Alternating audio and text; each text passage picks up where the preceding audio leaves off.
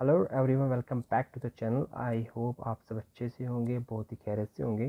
सो आज का एक ब्रीफ टॉपिक हमारा रहेगा, वो है कोरोनरी सर्कुलेशन, और जिसके बारे में हम ब्रीफली डिस्कस करेंगे कि इनकी कोरोनरी सर्कुलेशन की फिजियोलॉजी क्या होती है, what is the basic mechanism of coronary circulation और क्या होती है।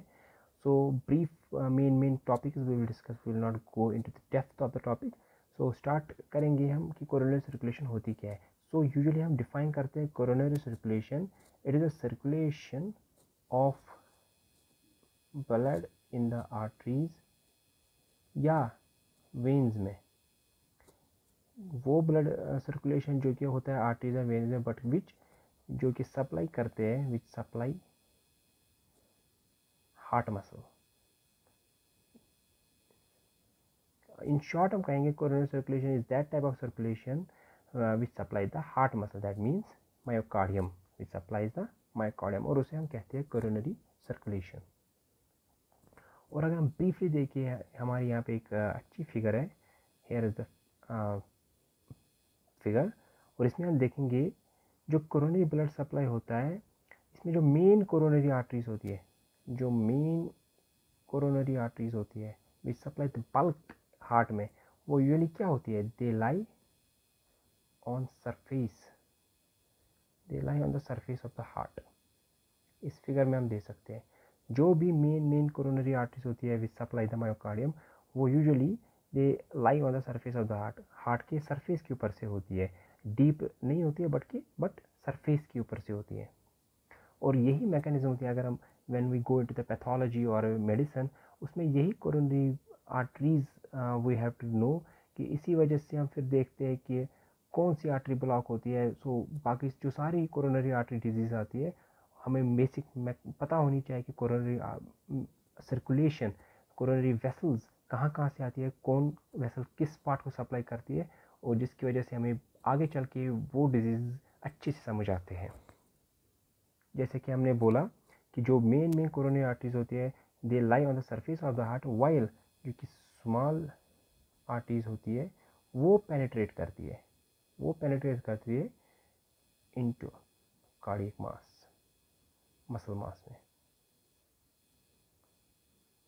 These are different contrasting substances like small arteries and the main coronary arteries. They lie on the surface while these small arteries penetrate and go deep into the myocardium or cardiac muscle mass.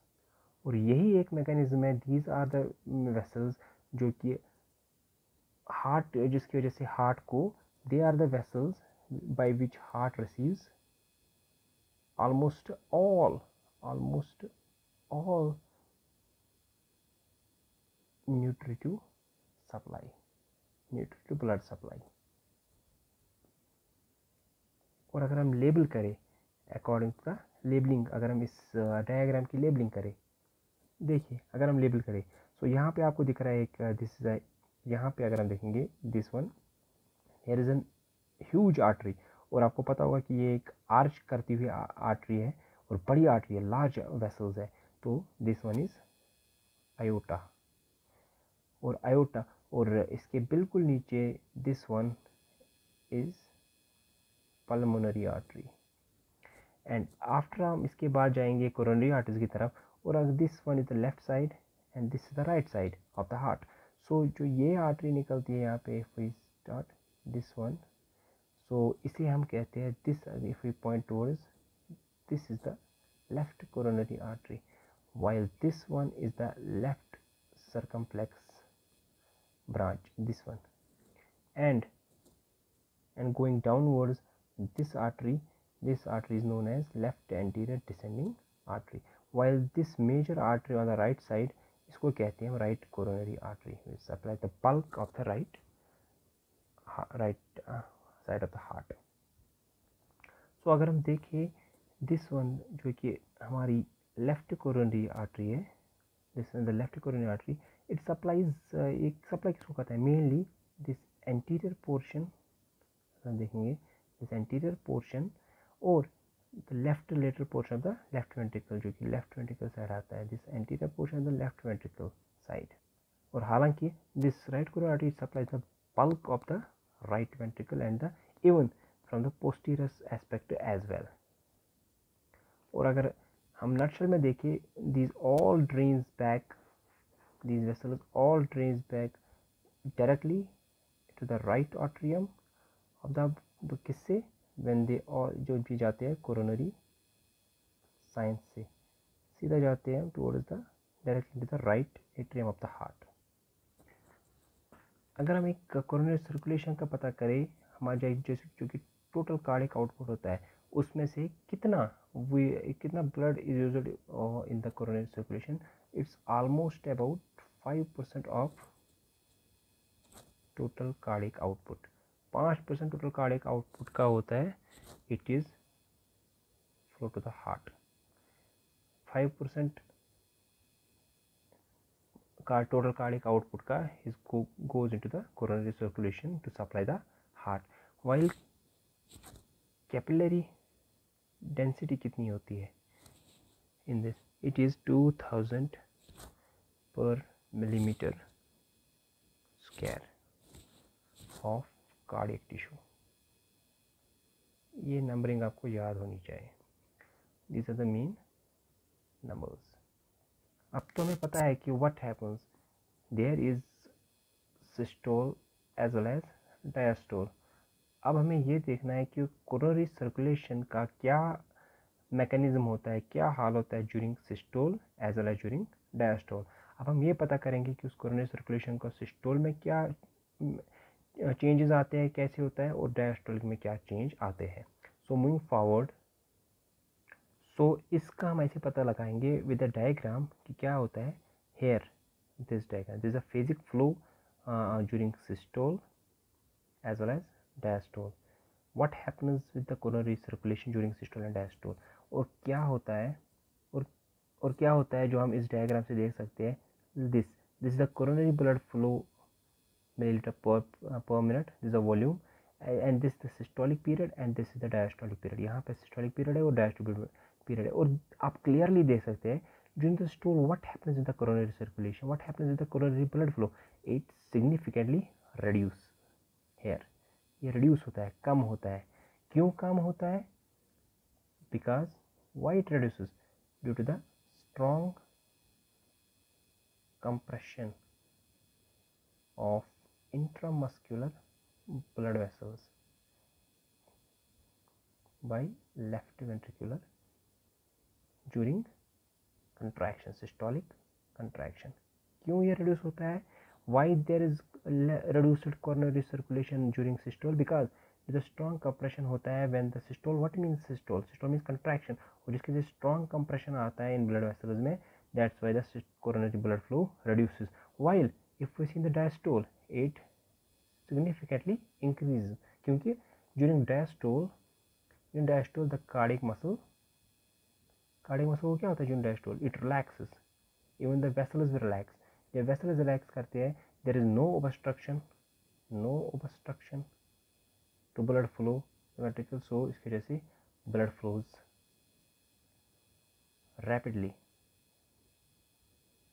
during diastole, और जिसकी वजह से there is increased blood flow in vessels. ये reason होता है क्या होता है during systole and diastole. और ये हमें पता होना चाहिए कि टोटल जो कार्डियक साइकिल होता है वो कितने टाइम तक होता है. इट रफली टेक्स अबाउट 0.8 सेकेंड्स, और उस 0.8 सेकेंड में 0.3 second is systole, while as 0.5 second जो होता है it is diastole. And you can see ज़्यादा टाइम तक there is diastole in the cardiac cycle. और जैसे हमने ऑलरेडी डिस्कस किया, right coronary artery as well as left coronary artery.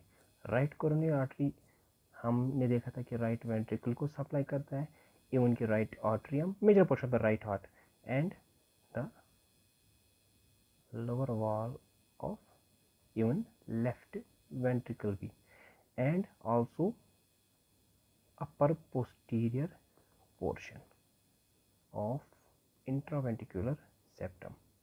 These are the main areas जिनको right coronary artery supply करता है. While as जो left coronary artery है पहले ही ये तो डिवाइड होती है into left circumflex as well as left anterior descending. So इसमें अगर हम लेफ्ट सर्कमफ्लेक्स का देखें एंड लेफ्ट एंटीरियर डिसेंडिंग का देखें, तो लेफ्ट एंटीरियर डिसेंडिंग का it supplies anterior part of left ventricle and anterior part of किसका, इंटरवेंट्रिकुलर सेप्टम का। अब हमने देख लिया ये these parts and these part, जो रेस्ट होता है it is supplied by left circumflex artery. और उसमें क्या क्या आता है mainly, it contains mainly major portion of the left ventricle and also entire left atrium as well।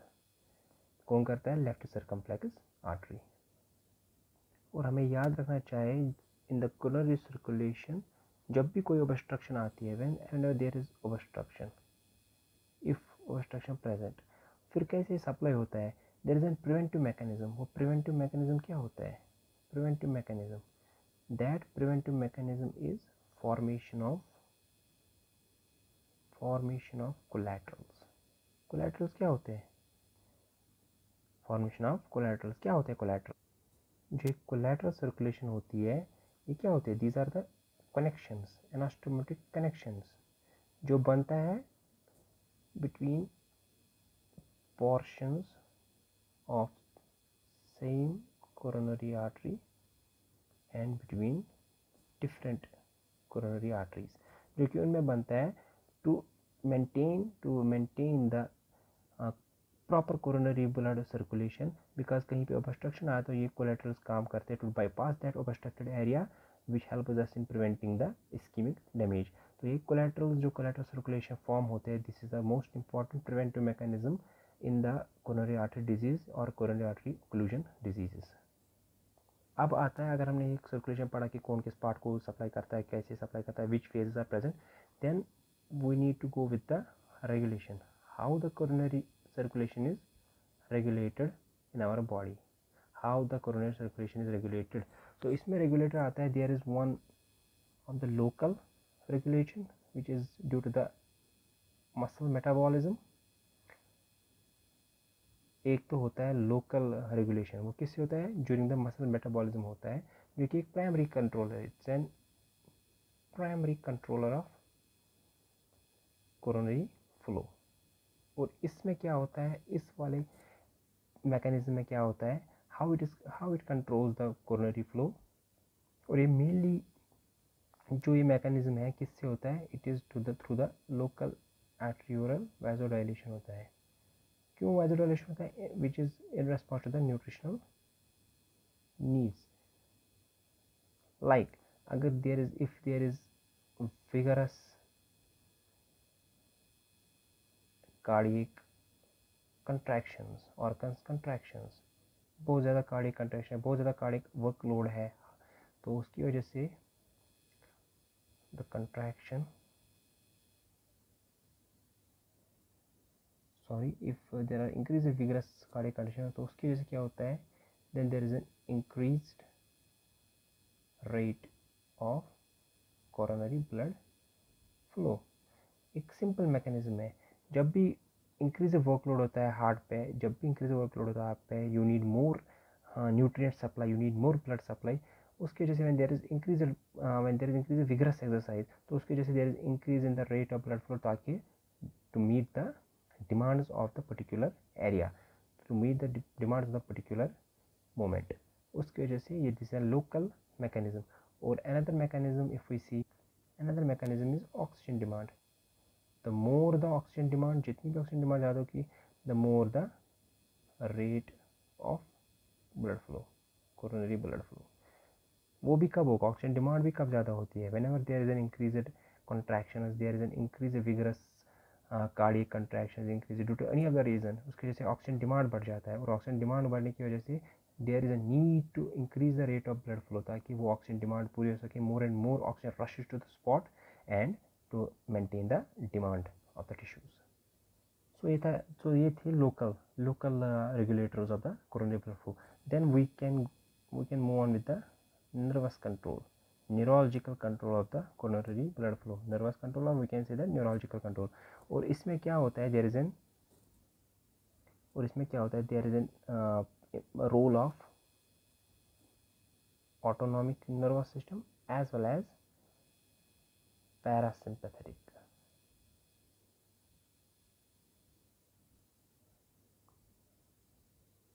And sympathetic. ये मेन मैकेनिज्म है स्टिमुलेटिंग दीज सिस्टम्स. इसकी वजह से देयर इज एन डिक्रीज और increase of the coronary blood flow. और क्यों होता है, लेट अस सी. जैसे कि हम देखें, for example if we go on with the, अगर there is an sympathetic stimulation, जब भी सिंपैथेटिक स्टिमुलेशन स्टिमुलेट होता है, what happens, it releases norepinephrine as well as epinephrine, which is released from the adrenal medulla, and norepinephrine and epinephrine released from the adrenal medulla. What does it do? They both increases heart rate or heart contractility और heart rate, जिसकी वजह से there is an increased metabolism of the heart. In simple words, जितनी ज़्यादा work उतनी ज़्यादा इंसान को न्यूट्रिशन यूज़ होते हैं, इंक्रीज मेटाबॉलिज्म होती है. और हार्ट रेट ज़्यादा है, हार्ट कंट्रैक्ट ज़्यादा है, there is definitely an increase the metabolism of the heart. और same when there is increase metabolism of the heart, increase heart rate, increase contraction, same it triggers local blood flow regulation, जो हमने पहले पढ़ा था, और जिसकी वजह से it regulates as per the demand. Like here is increased, it will increase the rate of the blood flow. In contrast it will increase the rate. While in contrast, and if sympathetic को छोड़ के, if there is a stimulation of vagus, there is stimulation of the vagus, which is the parasympathetic. What does it release? It does not release norepinephrine or epinephrine. यहाँ पे क्या release होता है? It release acetylcholine. और what does acetylcholine do? वहाँ पे हमें देखा था epinephrine, norepinephrine, it increases the rate, it increases the contraction. और यहाँ पे acetylcholine, what does it do? It slows heart rate. It has a slight depressive effect on contractility. That means, अगर हम सिंपल वर्ड्स में देख लें, it decreases heart rate, slows heart rate and decreases contractility. और जिसकी वजह से क्या होता है, there is an decreased oxygen demand. हमने सिंपैथेटिक में क्या देखा, there is an increased oxygen demand, increase metabolic. There here यहाँ पे क्या है, there is decreased in the oxygen consumption, oxygen demand, and therefore it doesn't dilate, it constricts coronary arteries.